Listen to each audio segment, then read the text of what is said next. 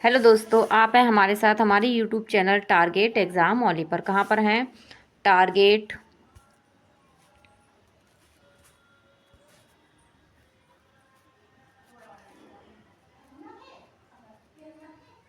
Target exam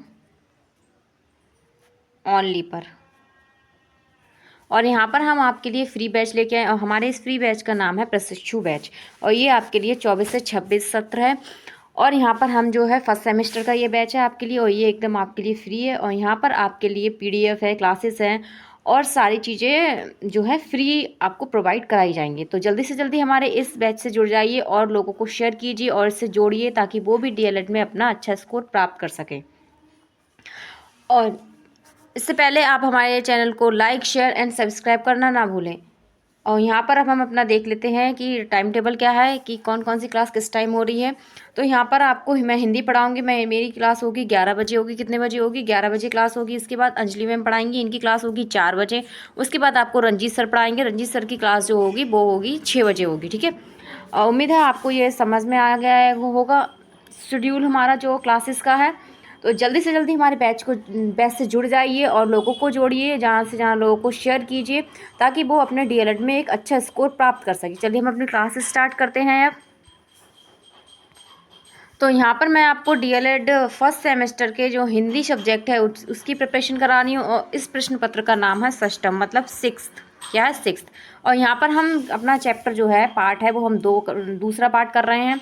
इसमें मैंने आपको जो है मैं देवनागरी लिपि के समस्त लिपि संकेतों के बारे में आपको बता चुकी हूँ। आज हम अपने जो है स्वर के बारे में जानेंगे कि क्या क्या हमारे कौन कौन से स्वर होते हैं। ठीक है। तो ये हमने अपना टॉपिक पहले ये कंप्लीट कर लिया है। अब हमारा आज सेकंड टॉपिक होगा स्वर होंगे। ठीक है। तो मेरी आगे की क्लास देखने के लिए आप मेरे प्लेलिस्ट में जाकर मेरी क्लासेस देख सकते हैं। और मैंने फर्स्ट क्लास में अपना जो है हिंदी का सिलेबस आपको बताया कि क्या क्या आ रहा है। तो आप सबसे पहले मेरी फर्स्ट क्लास देखिए जिसमें आपको सिलेबस बताया गया है। चलिए आप जल्दी से, हम देर ना करते हुए अपनी क्लास स्टार्ट करते हैं। तो हमारा टॉपिक क्या है? सेकंड है। और आज हम क्या देखेंगे? वर्णमाला। तो देखते हैं वर्णमाला किसे कहते हैं। तो वर्णों के क्रमबद्ध तथा व्यवस्थित समूह को ही क्या कहते हैं? वर्णमाला हम कहते हैं। ठीक है। तो आज हम अपनी जो है वर्णमाला उसके बारे में जानेंगे। चलिए अब आगे देखते हैं। ये है ये आप देख सकते हैं, इसमें ये चीज़ें जो हैं हमारी वर्णमाला में आती हैं और हम इन चीज़ों को कंप्लीट करेंगे। तो हिंदी में ध्वनि वर्ण के प्रकार कितने होते हैं? 2 प्रकार के होते हैं। स्वर होते हैं, व्यंजन होते हैं। ठीक है।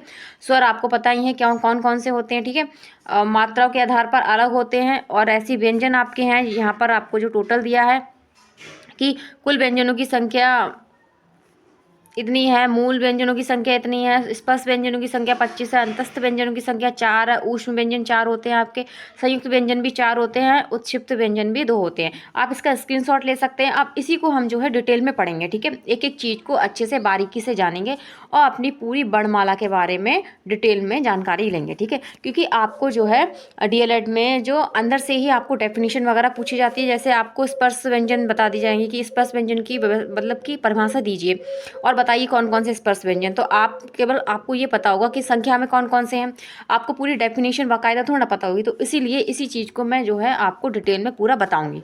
ठीक है। आप इसको अच्छे से देख लीजिए। यहाँ पर ये हमारे मूल दीर्घ स्वर होते हैं, संयुक्त स्वर होते हैं, इन सबको मैं आपको एक एक चीज़ को डिटेल में बताऊंगी। सही। तो आज सबसे पहले हम अपने क्या देखेंगे? स्वर देखेंगे। क्या देखेंगे? स्वर।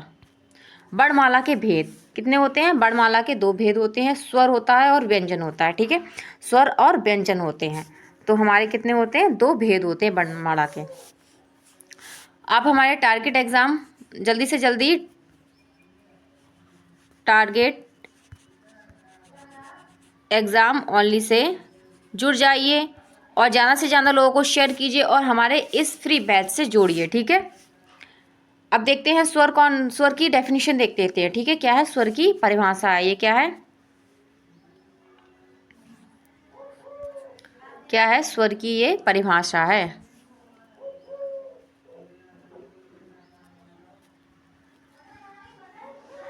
परिभाषा ये आपसे पूछा जाए स्वर किसे कहते हैं, तो जिन वर्णों का उच्चारण स्वतंत्र रूप से अर्थात बिना किसी दूसरी ध्वनि की सहायता से किया जाए उसे क्या कहते हैं? स्वर कहते हैं।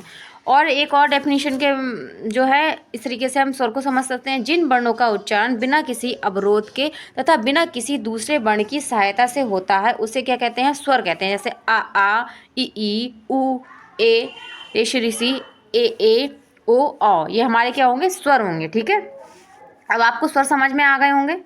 अब आगे चलते हैं, अब देखते हैं स्वर के भेद कि कौन कौन से हमारे कितने टाइप के स्वर होते हैं। तो स्वर कितने प्रकार के होते हैं, 3 प्रकार के स्वर होते हैं हमारे। कौन कौन से होते हैं, मूल स्वर, पहला क्या होता है, मूल स्वर होता है।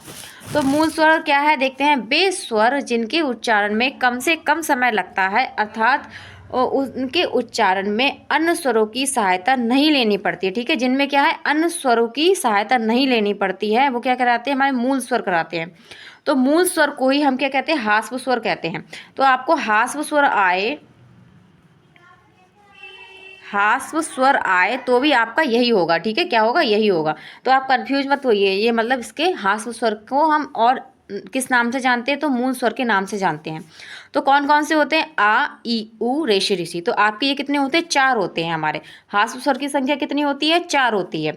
अब देखते हैं सेकंड प्रकार क्या है हमारा स्वर का, वो है संधि स्वर। क्या होते हैं, संधि स्वर, वे स्वर जिनके उच्चारण में मूल स्वरों की सहायता लेनी पड़ती है। ठीक है, मतलब ह्रास्व स्वर की जिन स्वरों में सहायता लेनी पड़ती है वो संधि स्वर कहलाते हैं। संधि का मतलब ही होता है कि दो चीज़ें, कि मतलब दो चीज़ों को मिला के हम क्या करते हैं, जो एक चीज़ बनती है वो क्या वो मान लीजिए संधि होती है। तो ये भी कितने, तो संधि स्वर भी हमारे कितने, 2 प्रकार के होते हैं। और ये कौन कौन से होते हैं, चलिए देखते हैं। संधि स्वर जो होता है, पहला इसमें होता है दीर्घ स्वर। कौन सा होता है, दीर्घ स्वर। ठीक है, तो वे स्वर जो सजातीय स्वरों एक ही स्थान से बोले जाते हैं, मतलब हमारे जो एक ही स्थान से बोले जाते हैं के सहयोग से निर्मित हुए हों, मतलब सजातीय स्वरों के सहयोग से निर्मित हुए हैं, उन्हें दीर्घ स्वर कहते हैं। और ये कौन कौन से होते हैं, तो किस तरीके से ये निर्मित होते हैं, जैसे आ जैसा आ प्लस आ को जोड़ेंगे तो बड़ा आ बनेगा, हमें क्या प्राप्त होगा, बड़ा आ प्राप्त होगा। ठीक है, तो आ क्या होते हैं, ये मूल स्वर या ह्रास्व स्वर होते हैं। ठीक है, तो ये ह्रास्व स्वर है, ये भी ह्रास्व स्वर है, ये भी ह्रास्व स्वर है। और जो इसमें प्राप्त हुआ है ये हमारा क्या है, दीर्घ स्वर है। ठीक है, क्या है, दीर्घ स्वर है। जैसे ई से बड़ी ई बन गई, उ से बड़ा उ बन गया। ठीक है, इस तरीके से आगे देखते हैं और क्या है। और दूसरा है संयुक्त स्वर। कौन सा है, संयुक्त स्वर, वे स्वर जो विजातीय स्वरों, ठीक है, विजातीय स्वरों से संयोग से निर्मित होते हैं, जैसे विभिन्न स्थानों से बोले जाते हैं। जो दीर्घ स्वर थे वो एक ही स्थान से बोले जाते थे, और ये संयुक्त स्वर जो है ये विभिन्न स्थानों से बोले जाते हैं। ठीक है, इन्हें क्या कहते हैं, संयुक्त स्वर कहते हैं। अब ये कौन कौन से होते हैं, जैसे आ प्लस ई तो ए बन गया, आ प्लस ए तो ए बन गया, आ प्लस उ तो ओ बन गया, और आ प्लस ओ तो ओ बन गया। ठीक है, तो ये हमारे क्या हो गए, ये हमारे क्या हो गए, संयुक्त स्वर हो गए। ठीक है, उम्मीद है आपको समझ में आ गए होंगे। जो स्वर के हमारे टाइप्स हैं वो समझ में आ गए होंगे। अब चलिए आगे बढ़ते हैं, आगे देखते हैं। अब इसके बाद हमारा होगा नेक्स्ट, अगला होगा थर्ड वाला। तो थर्ड हमारा होगा प्रलुप्त स्वर। कौन सा, प्रलुप्त स्वर। तो वे स्वर जिनके उच्चारण में दीर्घ स्वर से भी अधिक समय लगे, मतलब जो दीर्घ स्वर बोले जाते हैं उनसे भी ज़्यादा समय लग जाए, वहाँ पे प्रलुप्त स्वर कहलाते हैं। और ये कहाँ, ये इस टाइप से होता है। तो ये आपका क्या होता है, प्रलुप्त स्वर की जो होती है पहचान होती है। किसी को पुकारने या नाटक के संवादों में इसका प्रयोग जो है किया जाता है, जो हमारा प्रलुप्त स्वर होते हैं। ठीक है, तो आपको समझ में आ गए होंगे हमारे, जो मैंने आपको तीनों टाइप्स बताए हैं हमारे स्वर के। ठीक है, हाश्व, दीर्घ और प्रलुप्त। कौन सा, हाश्व। हाश्व को हम और किस नाम से जानते हैं, मूल स्वर के नाम से।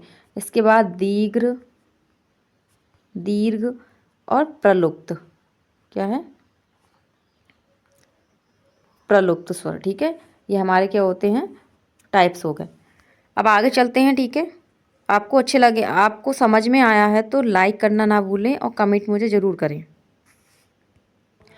आगे स्वरों का उच्चारण के अनुसार जो कितने प्रकार के होते हैं। ठीक है, तो उच्चारण स्थान की दृष्टि से स्वरों को 3 वर्गों में विभाजित किया गया है। कौन कौन से वर्ग में विभाजित किया है? 3 वर्ग में किया गया। वो कौन कौन से हैं?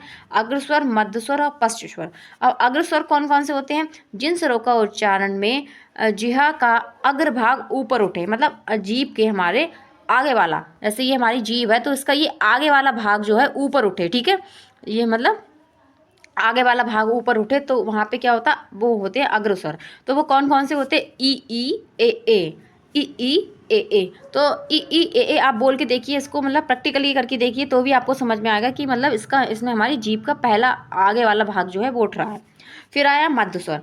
जिन स्वरों के उच्चारण में जिह्वा का समान अवस्था में रहती है, मतलब समान अवस्था में रहती है जीभ, या मतलब उसे क्या कहते हैं? मध्य स्वर कहते हैं। जैसे अ, जब हम आ बोलते हैं तो हमारी जीभ क्या होती है? समान अवस्था में ही रहती है, ठीक है। और थर्ड हमारा क्या है?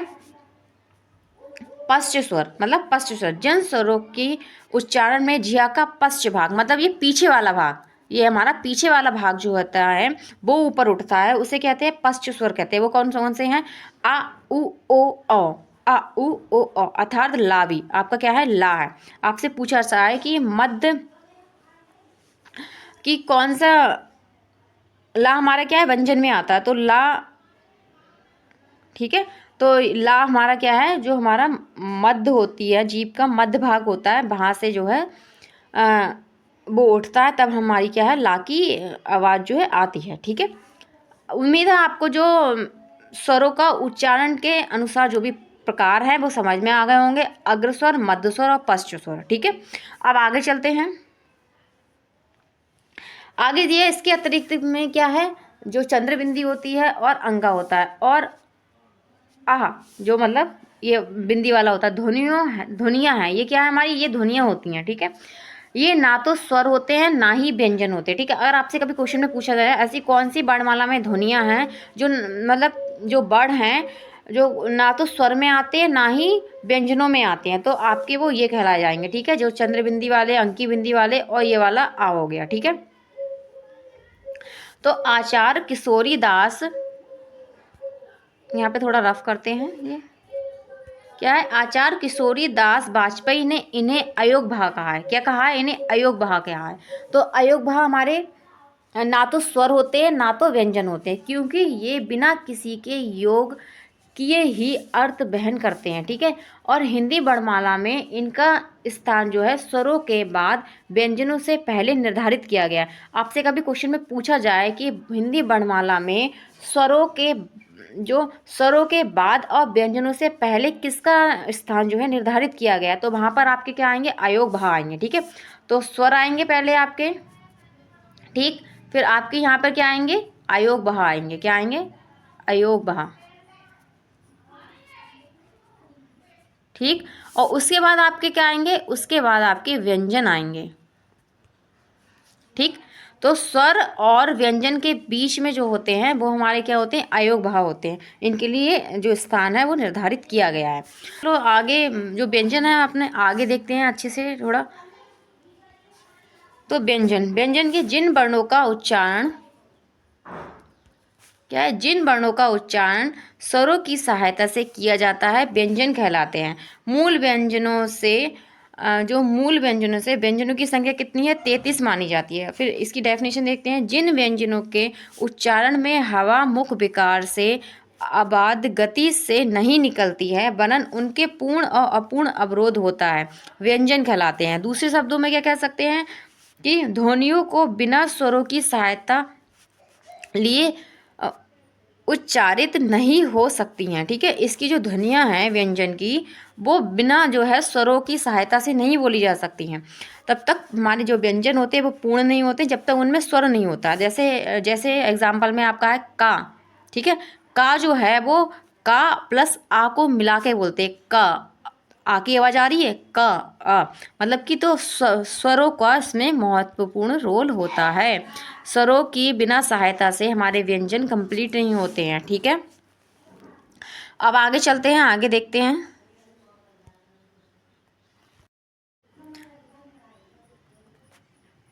तो अब हम यहाँ पर देखते हैं समानता व्यंजन 6 प्रकार के होते हैं। कितने प्रकार के होते हैं?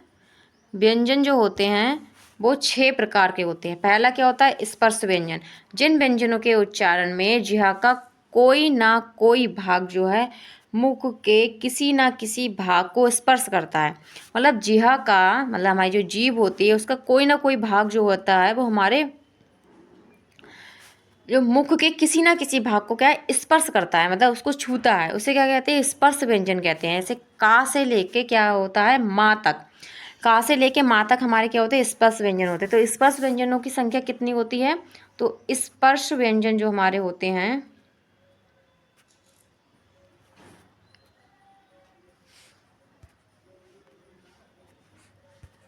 तो स्पर्श व्यंजन कितने होंगे?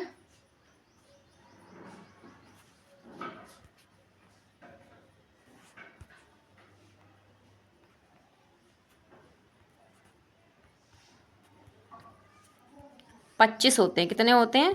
25 होते हैं। अतः इन्हें वर्गीकृत व्यंजन भी कहते हैं। क्या कहते हैं? इन्हें वर्गीकृत व्यंजन भी कहते हैं। स्पर्श व्यंजन को आपसे पूछा जाए और किस नाम से जाना जाता है, तो वर्गीय व्यंजन भी कहा जाता है। किस नाम से जाना जाता है? वर्गीय व्यंजन के नाम। जैसे का से हा तक, का से हा तक होती है, तो का वर्ग, चा वर्ग, चा वर्ग, टा वर्ग, छा वर्ग, ठीक है, ये हमारे कचट तप। इसको हम किस ट्रिक से मतलब डिफाइन करते हैं? तो कचट तप क्या कहते हैं? क च ट त प, क्या कहते हैं? कचट तप कहते हैं इसे हम, ठीक है।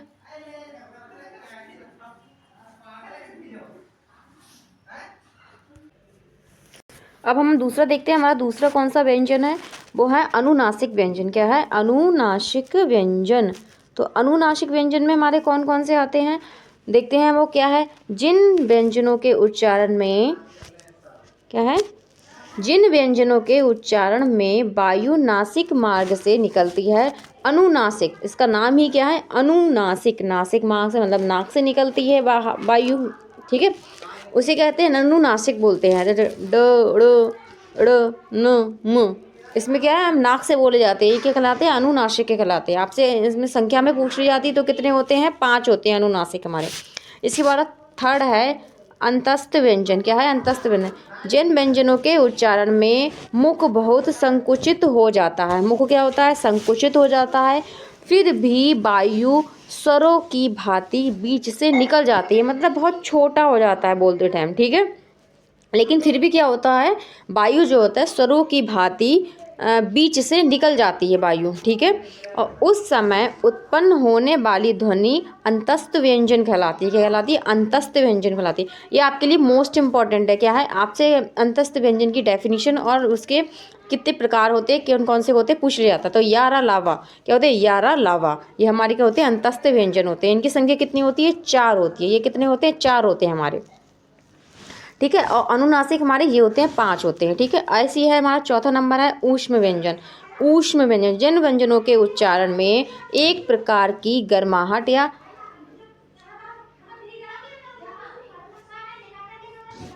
सुसराहट सी प्रतीत होती है, उसे ऊष्म व्यंजन कहते हैं। जैसे स श श ये क्या होते हैं? हमारे ऊष्म व्यंजन होते हैं। ये भी हमारे कितने होते हैं? 4 होते हैं।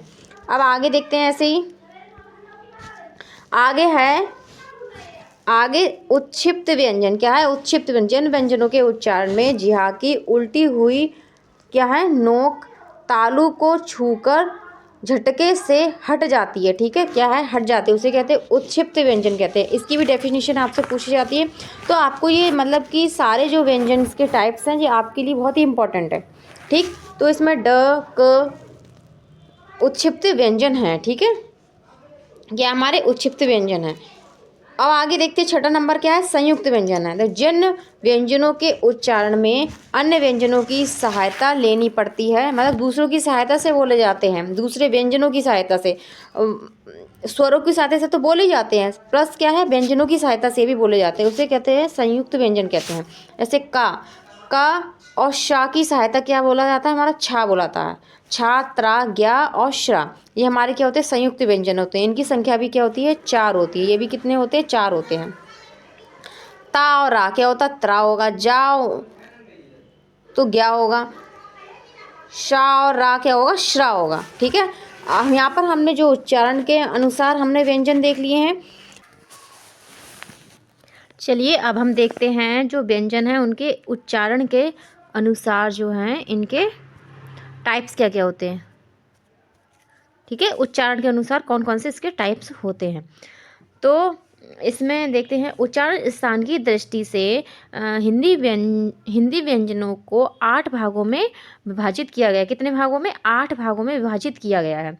तो पहला इसमें क्या है? कंठ व्यंजन। कौन सा है? कंठ व्यंजन। यहाँ पर हम पेन का कलर चेंज करते हैं, पेन थोड़ा अच्छा नहीं लग रहा है।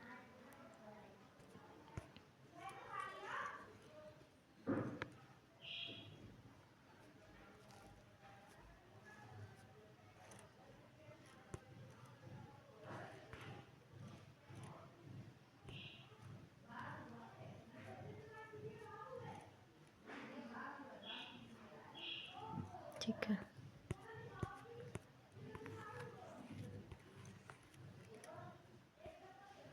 ठीक है। तो पहला कौन सा है हमारा? हमारा है कंठ्य व्यंजन।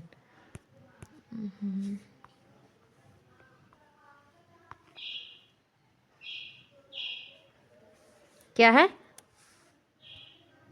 पहला हमारा है कंठ्य व्यंजन।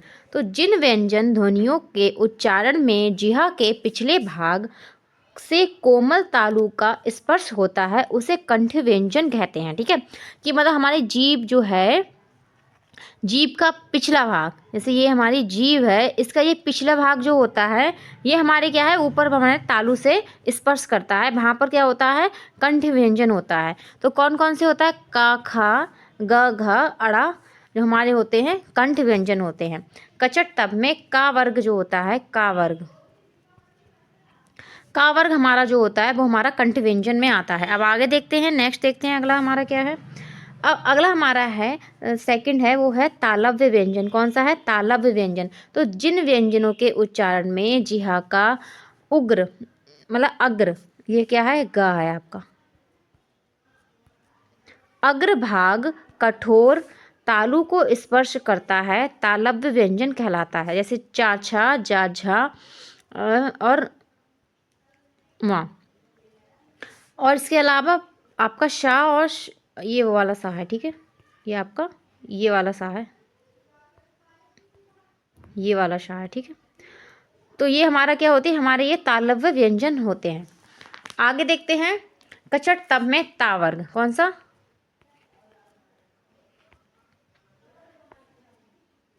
ता वर्ग। ता वर्ग हमारा होता है वो क्या होता है? तालव्य व्यंजन।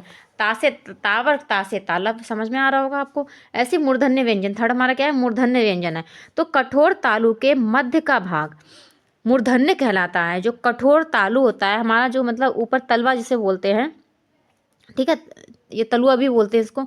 तो इसका जो कठोर भाग होता है, ठीक है, मध्य का मतलब बीच का भाग, उसे क्या कहते हैं? मूर्धन्य कहते हैं। जब जिह्वा मतलब हमारी जीभ जो होती है उल्टी हुई नोक का निचला भाग, जब हमारी जीभ बोलते हैं तो हल्के से पलटती है ना, तो उसका पलटा हुआ जो भाग है नोक का निचला भाग, ठीक है, नोक का क्या है? निचला भाग मूर्धन्य को स्पर्श करता है। क्या करता है?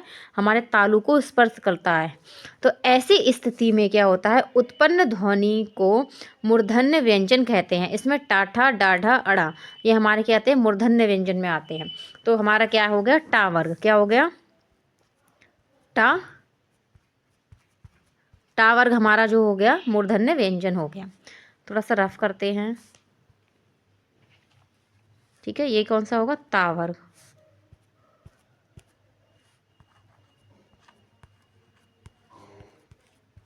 ठीक है, अगला फोर्थ हमारा है दंत्य व्यंजन। कौन सा है? दंत्य व्यंजन। तो जिन व्यंजन के उच्चारण में जिह्वा की जो नोक होती है जो ऊपरी दांतों को स्पर्श करती है। ठीक है, हमारे ऊपर वाले दांत होते हैं, हमारी जीभ जो होती है उसकी नोक ऊपर वाले दांतों को स्पर्श करती है, वहां पर क्या होता है? दंत्य, वहां पर हमारे दंत्य व्यंजन होते हैं। जैसे ताथा, दाधा, ताथा, दाधा, शा। ठीक है, ताधा, दाधा, शा।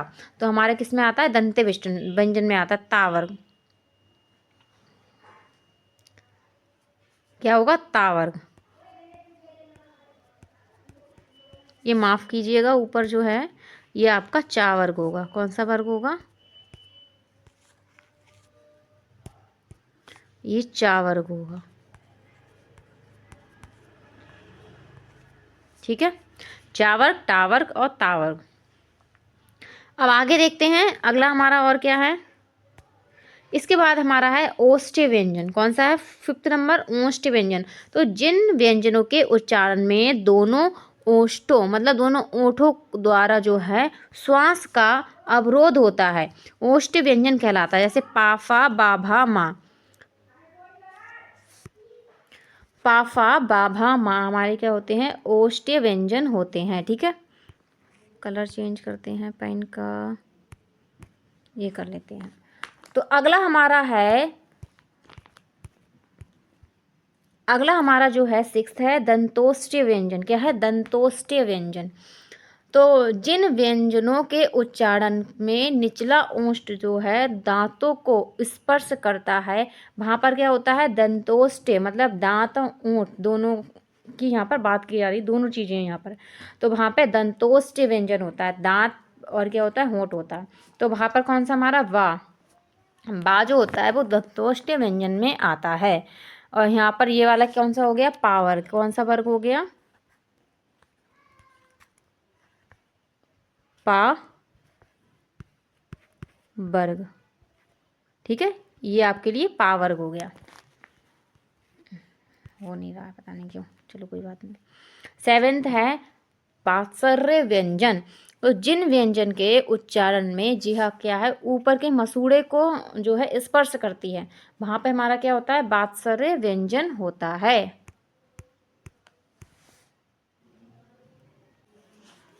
तो यहाँ पर हमारे कौन कौन सा होंगे एग्जाम्पल में? एग्जाम्पल में होंगे ना, ना, रा, और क्या होगा? ना, रा और ला। ना, रा, ला जो होते हैं वो हमारे वात्सर्य व्यंजन में आते हैं। ठीक है, अब आगे देखते हैं 8 नंबर क्या है। 8 नंबर है स्वर यंत्रमुखी। क्या है? स्वर यंत्रमुखी। इसके लिए और हम किस नाम से जानते हैं? काकल्य व्यंजन। क्या बोलते हैं? काकल्य व्यंजन बोलते हैं। ठीक है, जिन व्यंजन के उच्चारण में क्या होता है? अंदर से। क्या है यहाँ पर? ये क्या आएगा आपका? अंदर से आएगा। अंदर से जो है उच्चारण क्या है? अंदर से आते हैं, मतलब हमारे अंदर से आते हैं। और क्या होता है? श्वास जो होती है वो तीव्र वेग से जो क्या होती है? स्वतंत्र यंत्रमुखी पर क्या है? संघर्ष उत्पन्न करती है। ठीक है, क्या करती है? संघर्ष उत्पन्न करती है। वहां पर क्या होता है?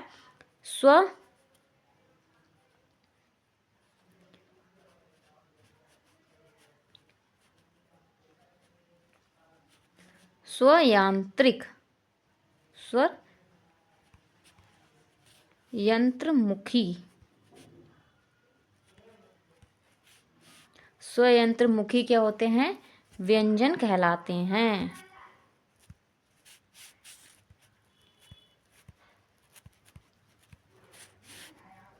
स्वयंत्रमुखी व्यंजन कहलाते हैं। जैसे क्या होगा आपका? हा।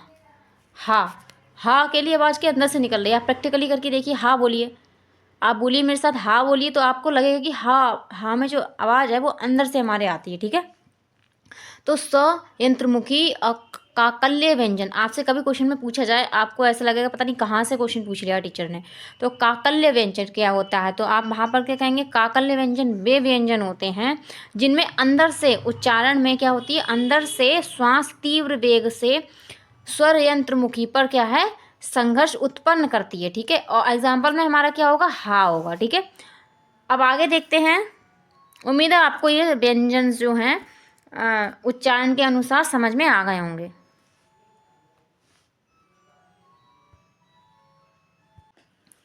अब देखते हैं उपयुक्त 8 वर्ग में विभाजन के अतिरिक्त जो है हमने ऊपर क्या देखे? 8 वर्ग देखे। ठीक है, इसके व्यंजन के वर्गीकरण के। इसके अतिरिक्त भी क्या होते हैं? व्यंजन के उच्चारण हेतु उल्लेखनीय बिंदु निम्नलिखित है, मतलब कि उच्चारण के अनुसार और भी प्रकार के होते हैं।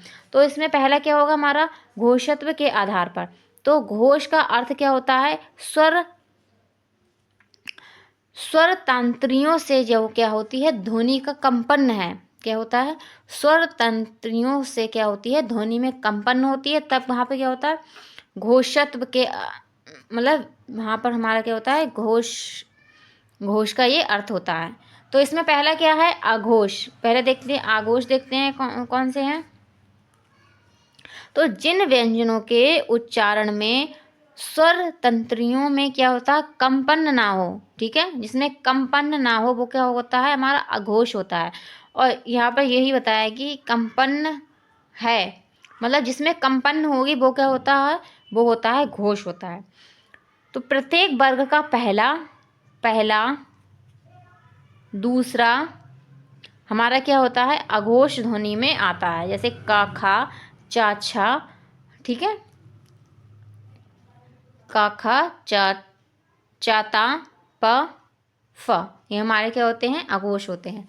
अब घोष देखते हैं, जिन व्यंजनों के उच्चारण में स्वर तंत्रियों में जो है कंपन हो वह क्या होते हैं, घोष कहलाते हैं। जिसमें कंपन नहीं हो वो अघोष होते हैं, जिसमें कंपन हो वो घोष कहलाते हैं, ठीक है। प्रत्येक वर्ग का तीसरा, चौथा और पांचवा, तीसरा, चौथा और पांचवा जो होता है, पांचवा व्यंजन होता है वो क्या कहलाता है, घोष ध्वनि होती हैं। जैसे गा, घा, अड़ा, ज, झ, न, ड, द, ड, ठीक है, ये हमारे क्या होते हैं, इसमें आते हैं। आगे देखते हैं, आपको समझ में आ गया होगा घोष और अघोष में। अब आपको क्या है, कोई भी कंफ्यूजन नहीं होगा, ठीक है। अघोष हमारे वो होते हैं जिसमें कंपन नहीं होती है, और घोष हमारे वो होते हैं जिनमें कंपन होती है, ठीक है। और वर्ग का पहला दूसरा जो होता है वो अघोष होता है, तीसरा, चौथा, पांचवा जो बचे हुए हो गए वो हो गए घोष हो गए। आगे नेक्स्ट देखते हैं। अब हमारा है सेकंड इसमें पॉइंट, वो है प्राणों के आधार पर, ठीक है, प्राणत्व के आधार पर, ठीक है। यहाँ प्राण का अर्थ किससे है, हवा से है, किससे है, हवा से है, तो प्राणत्व के आधार पर। अब देखते हैं इसमें पहला क्या है, तो अल्प प्रण, अल्प प्रण जिसमें कम प्राण लगे, आप ये समझ सकते हैं इसे कि इस तरीके से समझते हैं कि इसमें कम प्राण लगे। जिन व्यंजनों का उच्चारण में मुख से कम हवा निकले, ठीक है, मुख से कम हवा निकले वहाँ पर क्या होगा, अल्प प्रण व्यंजन होते हैं। प्रत्येक वर्ग का पहला, तीसरा और पांचवा, पहला, तीसरा और पांचवा जो वर्ण होता है वो हमारा अल्प प्रण ध्वनि होती है, ठीक है। तो इसमें का ग, अड़च, ज, न, ठीक है, का, ग, अड़च, ज, न आदि। अब महाप्रण देखते हैं। महाप्रण जिन व्यंजनों के उच्चारण में मुख से अधिक हवा निकले वहाँ पर क्या होता है, महाप्रण व्यंजन होते हैं, ठीक है। तो प्रत्येक वर्ग का दूसरा, चौथा वर्ग जो व्यंजन होता है, व्यंजन वर्ण होता है वो क्या होता है, महाप्रण ध्वनि होती है, ठीक है। कौन सा, दूसरा और चौथा। तो खा, गा, छा, जा, ठीक है, जा, झा, ट, ये आपका होगा ठा। एक बार रफ करके दोबारा से लिख देते हैं।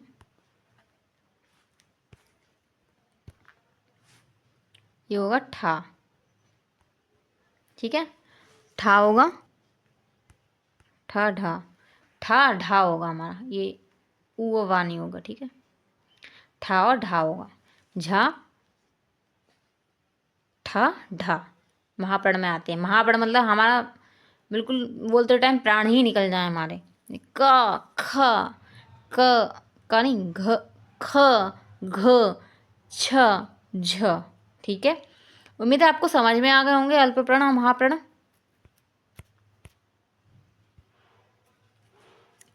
अब आगे चलते हैं, आगे देखते हैं।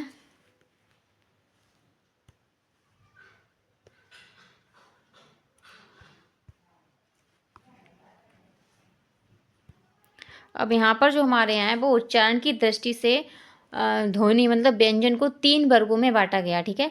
उच्चारण की दृष्टि से क्या है, 3 वर्गों में बांटा गया। अब यहाँ पर हमारे जो है उच्चारण की दृष्टि से जो ध्वनियाँ होती हैं उनको हम देखेंगे। तो पहला क्या है, संयुक्त ध्वनि। तो संयुक्त ध्वनि में क्या है, दो या दो से अधिक व्यंजन, क्या है, दो या, पेन का कलर चेंज करते हैं, दो या दो से अधिक व्यंजन ध्वनियाँ जो होती हैं पारस्पर संयुक्त होकर संयुक्त ध्वनियाँ कहलाती हैं। ठीक है, जो साथ में दो या दो से अधिक जो व्यंजन मिलके ध्वनि परस्पर जो उत्पन्न करते हैं वह हमारे क्या होती हैं, वो संयुक्त ध्वनियाँ होती हैं। ठीक है, तो जैसे क्या होता है, प्राण होता है, क्या हो गया, प्राण। ठीक है, प्राण के बाद घ्राण, ये वाला घ,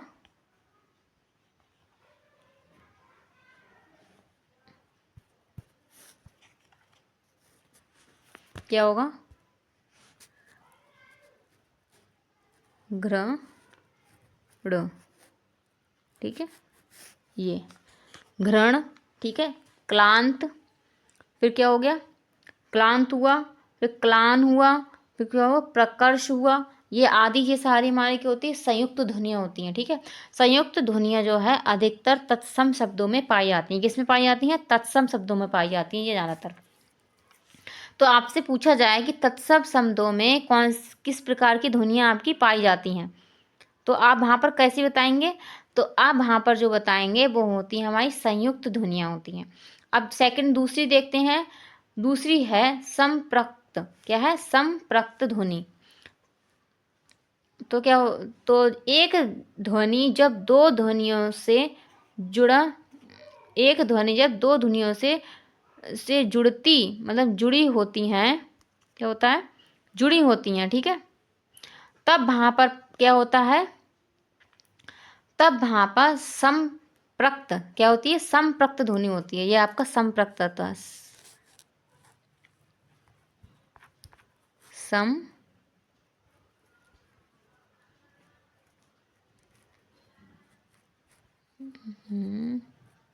नीचे लिख दे रही था, आप तो समझदार ना, समझ जाएंगे।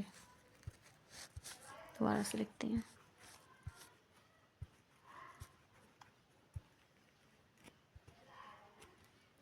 संप्रक्त।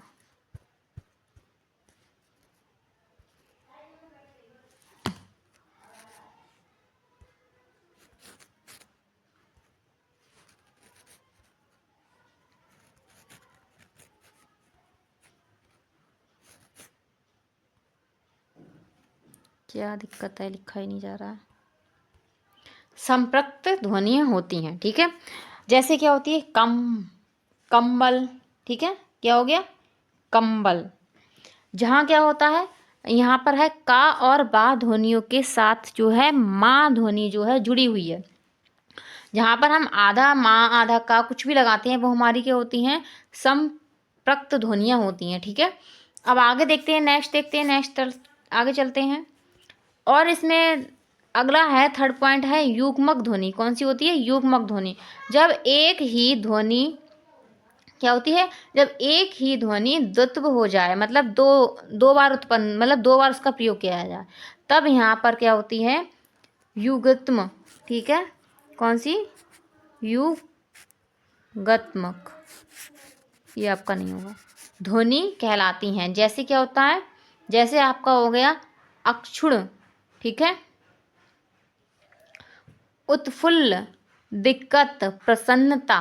ठीक है, तो आदि यहाँ पर ये हमारी क्या होती हैं, युग्मक ध्वनि हो जाती हैं।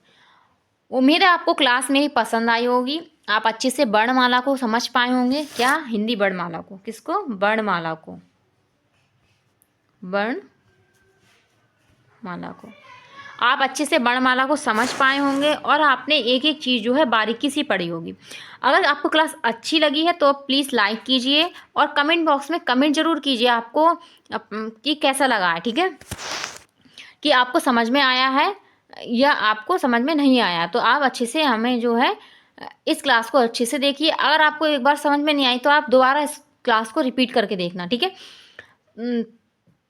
तो लाइक शेयर एंड सब्सक्राइब करना नहीं भूलिए और आप हमारे इस प्रशिक्षु बैच से जल्द से ज़्यादा लोगों को जोड़िए ताकि वो भी फर्स्ट सेम में अपने जो हैं अच्छे मार्क्स ला सकें और डीएलएड जो है अच्छे से अपना जो है अच्छी तरीके से प्रिपेयर करके पास कर सकें। ठीक है, आपको क्लास अच्छी लगी है तो लाइक शेयर एंड सब्सक्राइब करना नहीं भूलिए।